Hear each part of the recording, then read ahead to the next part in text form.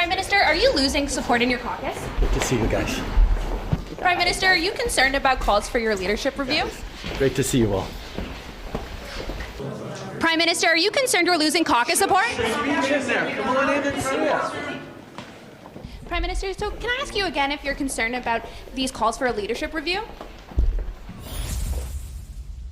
Against the backdrop of swirling questions about his leadership, Prime Minister Justin Trudeau came out swinging at his opposition today while addressing his caucus here in Ottawa. Pierre Poilievre and Andrew Scheer decided to pull a parliamentary stunt in December that they couldn't even bother to properly show up for, I'll add. It is telling that the Conservatives never leave room to air differences between their colleagues. Pierre Poilievre is focused on bringing his party further to the right, while we are focused on meeting Canadians where they are, where they need us to be for them. Newfoundland and Labrador MP Ken McDonald publicly mused this week about the Prime Minister reaching his quote-unquote best before date and voiced support for a leadership review. Less than 24 hours later, McDonald posted a statement insisting the intent of my recent public comments was not to personally call for a leadership review, and I am not calling for one now. Liberal caucus is on Parliament Hill for a retreat ahead of the return of the House of Commons on Monday. House Leader Steven MacKinnon will oversee the government's legislative agenda, and he's with me here in studio live now. Mr. MacKinnon, Minister, pleasure to see you. Thanks for making the time. Thanks for having me, Vashi. Let's start off on Ken McDonald and what he said and then later retracted. Did your office or the whip's office force him to do that? I had no conversation with Mr. McDonald. He's a character. Ken's a character, one of the best hecklers in the House of Commons, and Ken, I know, wanted to clean up some things that were perhaps misconstrued or that he regretted saying.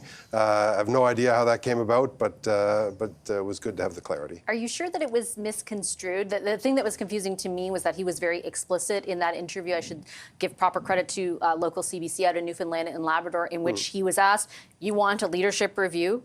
A leadership review, he said. He was pretty explicit, and then his statement later said, I never said any of that. Look, I just came from a caucus meeting where the entire Liberal caucus was completely united behind the leader, behind the agenda that we're going to be putting forward in this winter-spring session of Parliament.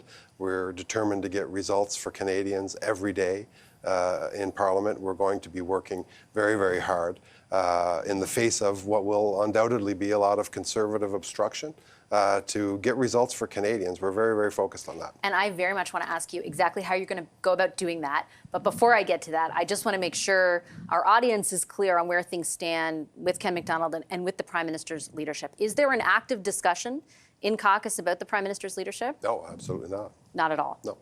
Are you sympathetic to the concerns that Ken McDonald laid out, that he said informed his position in that interview, namely that there is a growing weariness specific to the Prime Minister because his constituents feel there is a lack of responsiveness on the part of the Prime Minister and your government to their primary concerns around the cost of living? Look, we've given wide scope to members of Parliament to speak their mind. And to speak for their constituents, to be their constituency's representative in Ottawa. As you know, when we came to power, we opened up the rules around free votes. You've seen a number of members express positions that weren't always consistent with government policy. That will undoubtedly continue. Like I say, Ken's a character. He's a great Liberal. Will continue, I hope, to be a great Liberal, and I have no doubt he will continue to be a great Liberal. He expresses views. You've seen his statement. He's clarified things, and we're going to be moving on. And nobody in your cabinet or in the government forced him to clarify that statement? It's just such a difference from what he initially said. It's the exact opposite, in fact. I had no, I speak for myself, I had no contact with him. Are you aware if anybody else did? Did the whip, for example, force him to say what he did? I have no doubt the whip. I mean, I just was the whip, as you know, I know you know how it works. So I have no doubt that Madam Sahota, who is my successor and will do a great job, I have no doubt that she had some conversations with Mr. McDonald. My initial question about the genesis of what he said, though, was around what he described to that reporter as reflective of his constituents. He said at one point, I think Atlantic Canada is much the same as the rest of the country.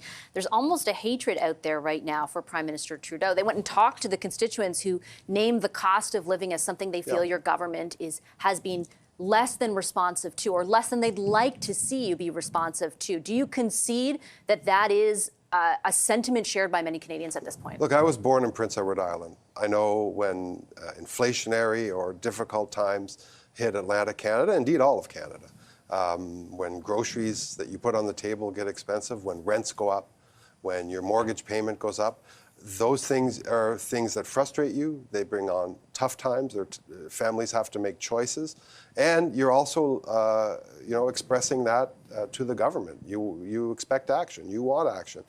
We're determined to deliver on many of those things, on housing, on cost of living, on affordability. We'll be putting forward proposals that will make life better for Canadians every single day. So I understand. In fact, governments, Vashi, around the world, if you look, China is struggling with economic growth. The United States has higher inflation than we do. And 3.38% economic growth in the last quarter of last year compared to our I saw that, flat. which is very good news for Canada and very promising news for Canada. You see Europe struggling with high inflation, and governments in all of those places suffering from a loss of popularity. Nothing affects governments and people's confidence in government more than inflation and tough economic times. We're facing those. We're making some very clear choices. One of the things that we're going to be doing in this session is making the choice clear between the program that we'll be putting forward and whatever Mr. Poilievre and the other opposition parties are going to be putting forward. We're going to make that contrast, I think, a little more clear. But Vashi, have no doubt about the resolve of every single Liberal member in that caucus meeting that I left today to come into Parliament and get results for the people that they represent. I do want to ask about how that might unfold. And when you talk about what I interpret from your answer is governments are suffering in popularity because of the economic situation right across the world. Does that mean that you're banking on the economic situation improving in order to better resonate with Canadians and hopefully have better popularity or higher popularity with Canadians? Or will you be putting more tangible things on the table to actually respond to the cost of living crisis that they face right now? We're banking on our policies working. We're confident that our policies will work. We're confident that measures to improve competition in the grocery sector will work. How soon, though, Minister? With great respect, how soon? Because the crisis is acute right now. The supply issues on the housing side will help in 10 years. The Competition Bureau stuff will help in the future, but not right away. It doesn't mean you don't do good policy. Sure. So we've put in place a number of measures in past budgets and past fall economic statements, in future budgets, in future bills that will tangibly help Canadians, both instantly, in the immediate future, and over the long term. We're going to stand up and we're going to defend those things. Madam Freeland will be bringing in a budget. I have no doubt that that will be focused on the everyday kitchen table concerns that Canadians are facing. Canadians are demanding that of us. Mr. McDonald's comments certainly are reflective of that. I mean, in my constituency, people talk to me about these things. Let's remember dental care. Talk about some things that people also remark upon. I was at a hockey game the other day, a junior hockey game, and the fellow that sits next to me at almost every game said, "I just proudly signed up for the dental care program." And what a relief put that on the table for you. What right? a relief that was. Well, we're proud to stand behind that policy. We're proud that we are putting forward these measures that help Canadians' lives. What we're going to be doing, though, Vashi, and what's very important to remember, Mr. Poilievre talks a good game, but we're going to be putting to him, here's what you're saying, but here's what you're not saying. What are you going to cut? Is it childcare? I know young parents that are benefiting from plummeting childcare costs in Ontario. I know parents who are benefiting from all sorts of policies. The Canada Child Benefit. I get that. He can't talk. He doesn't get to talk about government spending and what he calls inflationary spending, which is not true. I understand that. Explaining what his fiscal program is. It's my job to put those questions to Conservatives, and I have multiple times. Well, we will be too. We'll both be doing it. I understand the contrast that you're painting, but it's also my job to ask you, when you say that we're going to put things on the table that help in the immediacy to deal with the cost of living crisis, which remains particularly punctuated for Canadians. Food inflation in December was still 4.7%. What are those things that are going to help in the immediacy? So how would cutting the Canada Child Benefit help with that? How would cutting childcare subsidies help with that? But my question is, what are you going to do? Not about the opposition. I will question them on that separately. You've seen a slate of measures. I'm going to let ministers announce their policies. But what you will see from day one in the House of Commons next week is a focus and a debate on the issues of the day, on things that we need to do to help Canadians with their everyday kitchen table concerns. And my basic question is, will there be more on the table, though? Because what I've heard so far from you and from the Prime Minister in various times over the past number of weeks is we've announced a lot of stuff that we believe will do the right thing. And you may be right, but that it will take time. The stuff that you announced, many would argue very late in the game on the supply side of housing, won't happen for a while. You had threatened the grocery store chains to do something about prices. That never materialized. What are you going to do? Even dental care, it will help a portion of the population in the immediacy, but it is phased in over time. What are you going to put on the table in the immediacy to help people? Canada Child Benefit, slated for cuts under Pierre Poilievre, indexed to inflation. Canadians are seeing more money every month, Canadians with children. The dental care benefit, rolling out as we speak. People are getting letters in their mailbox as we speak. Immediate assistance for Canadians. Talk to young couples here in Ontario.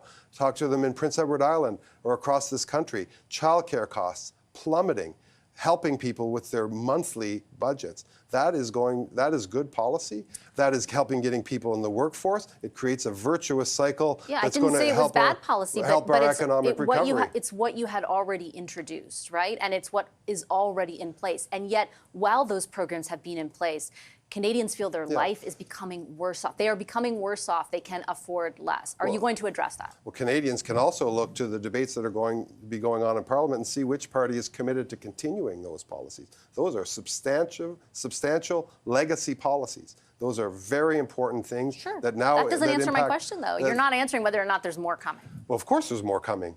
Absolutely, there's more coming. I'm not here to announce the budget tonight, though, Vashti, unfortunately. So we'll wait to the budget to find out. I'm going to let Madam Freeland unveil her own budget. But you can expect from here to the budget and beyond a focus, a renewed focus with a lot of energy by a Liberal team and a Prime Minister who's committed every day to helping Canadians put food on the table. Okay, Minister, on that note, I'll leave it. I appreciate your time tonight. Thank you so much. Thank you. That is the government House Leader, Minister Steve MacKinnon. The Prime Minister today